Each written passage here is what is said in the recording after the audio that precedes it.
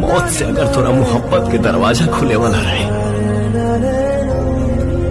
तो एक बार मांग के दिखले रहते, हम अपन जान निकाल के।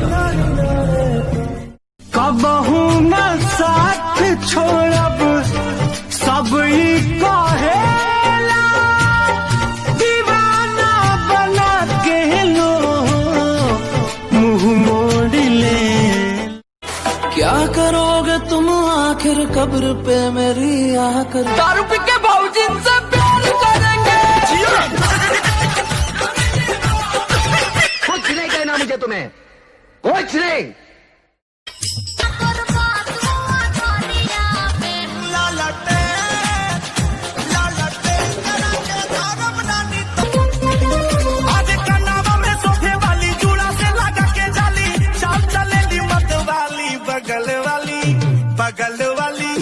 बगल वाली जानू चटिन तर माई चटिन चटा तर खानदान हा तेरे माई के खुदे रख ले एक थे मुसलमान देख ले तो देख ले रख दे कोई जतिया तर बिगाड़ के हो जइया अपना झटवा तर उखाड़ के।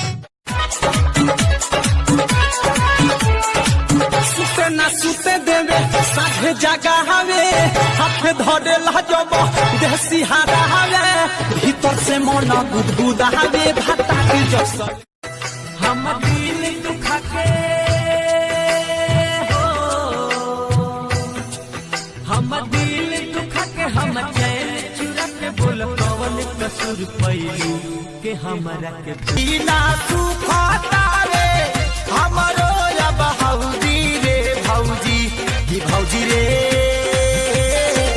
पियावारा है ना हमारा सऊदी रे।